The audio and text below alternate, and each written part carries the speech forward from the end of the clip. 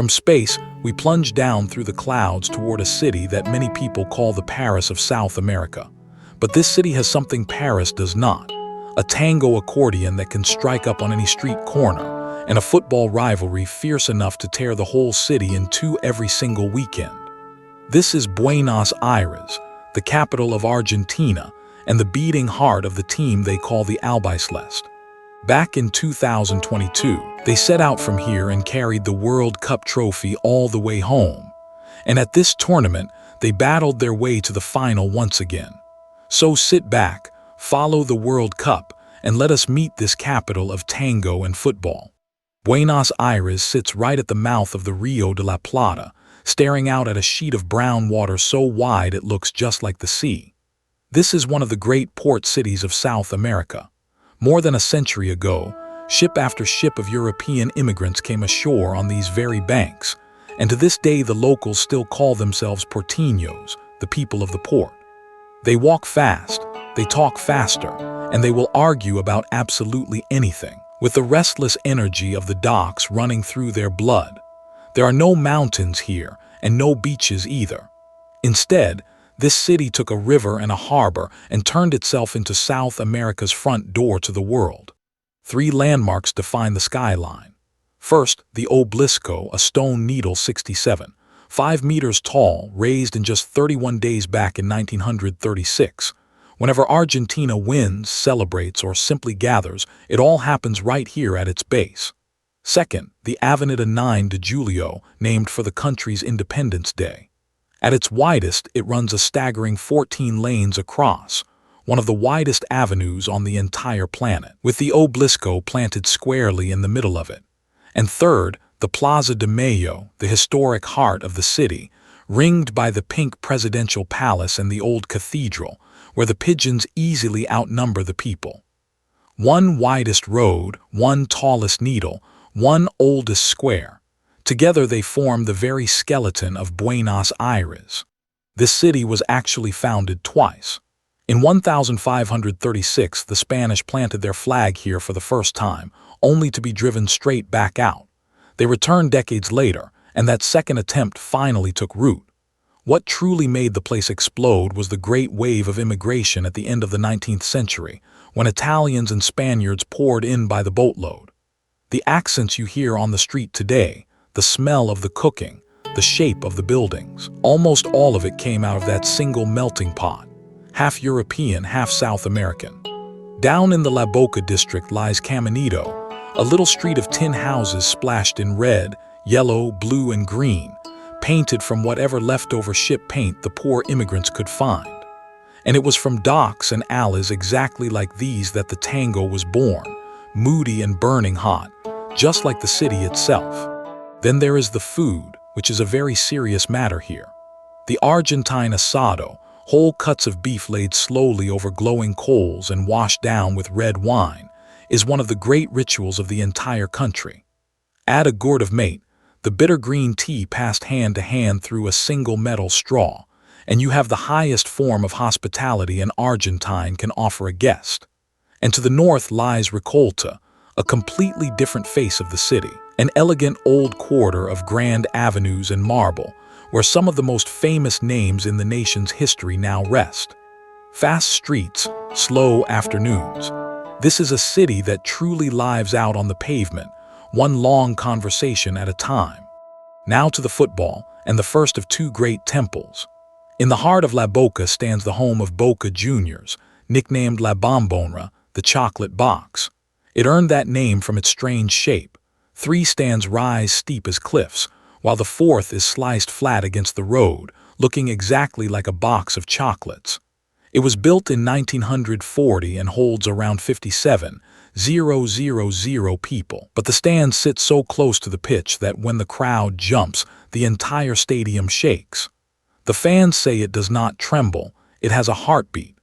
This is the turf of the dock workers, the hallowed ground where Maradona once played, and Boca now plan to expand it all the way toward 80,000 seats. On the north side of the city stands the second temple, the home of River Plate, known simply as El Monumental. It is the largest stadium in all of South America, seating roughly 85,000 people, wide and grand enough to earn that mighty name. River play an elegant, intricate brand of football, and over the years they have produced a long line of technical masters, with the red diagonal sash as their trademark. More than that, this is the home of the Argentine national team. Messi and Di Maria have both pulled on the sky blue and white right here to play for their country. It was on this very pitch that Argentina lifted its first ever World Cup, and River now plan to push the ground beyond 100,000 seats. The feud between these two clubs reaches back more than 100 years. Boca and River were both born in that same dockside neighborhood, neighbors at the very start. But River later moved north to wealthy Núñez, and the split opened wide. One south, one north, one poor, one rich. One club came to stand for the workers, the other for the elite, and the 90 minutes out on the pitch became a mirror of Argentine society itself. In more than a century, they have met around 266 times, and the record stays impossibly close, with neither side ever willing to bow. English media have called it the most explosive derby on the whole planet, ranked ahead of even Barcelona against Real Madrid. They say it is the one match on earth you simply cannot afford to lose, because losing means a full year of your neighbors laughing at you. In Argentina, football is not a sport. It is a religion. This is a country that can weep together over a single goal and lie awake all night over a single defeat. In the churches hang the saints, in the bars hang the footballers, and on the walls of nearly every home hangs the very same silhouette, the number 10. One nation, 3 World Cup titles, one in 1978, in 1986, and in 2022. And 2 gods watch over all of it, one of them named Maradona, the other named Messi. To understand this place, you have to understand that here the ball is never merely round. It is alive, and it carries the moods of an entire people. First, the man they simply called the King, Diego Maradona. At the 1986 World Cup in Mexico, he carried Argentina almost single-handedly to its second trophy.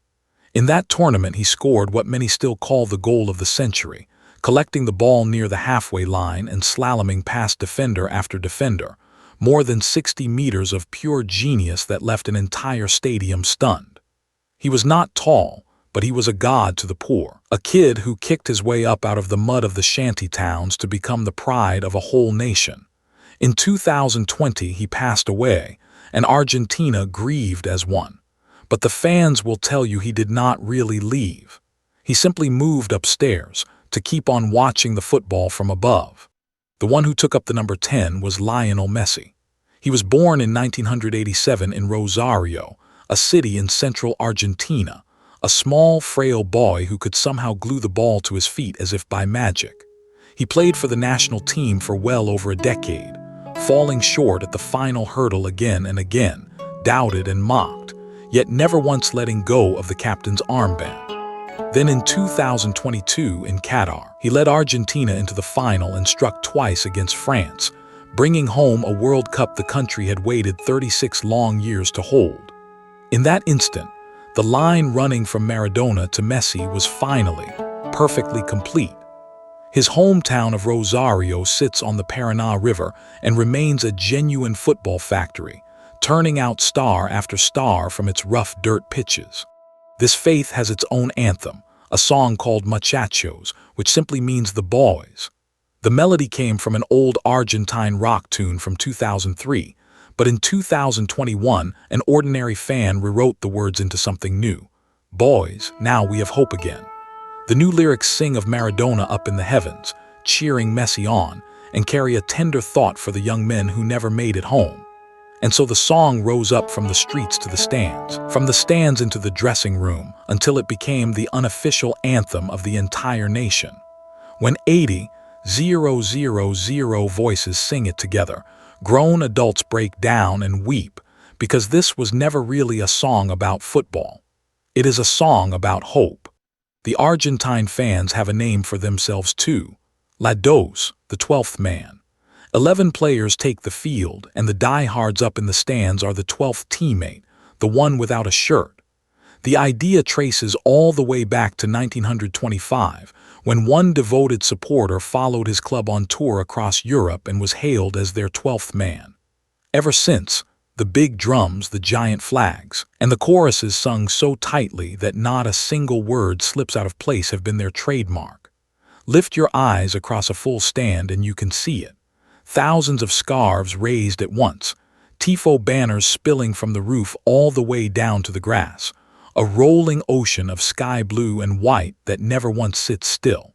And so we come to this World Cup. All tournament long, the Albiceleste rode their wave of sky blue and white deep into the knockout rounds, fighting their way through to the very last match of all. Argentina reached the final but fell 0-1 to Spain after extra time and finished this World Cup as the runners-up. There are no easy nights this far into the competition, but win or lose, the ritual never changes. Since 1978, whenever the team pulls off something great, the people surge from every direction toward the Obelisco downtown, until the widest avenue in the world drowns beneath a sea of sky blue and white, with flags, drums, fireworks, and that one song sung over and over into the night. From the elegance of the Paris of South America to 2 football cathedrals, from the mud pitches of Rosario to a sea of sky blue and white beneath the Obelisco, this has been Buenos Aires. Here the tango is slow and the football is fierce, and the city insists on having both at once. Score lines are settled and then forgotten, but the songs up in the stands never fade. From the grasslands of the Pampas to Maradona and Messi, this love will be handed down, one generation to the next, for as long as anyone is left to sing it. That has been our flight across Argentina. Follow the World Cup and meet the world one country at a time. Until next time.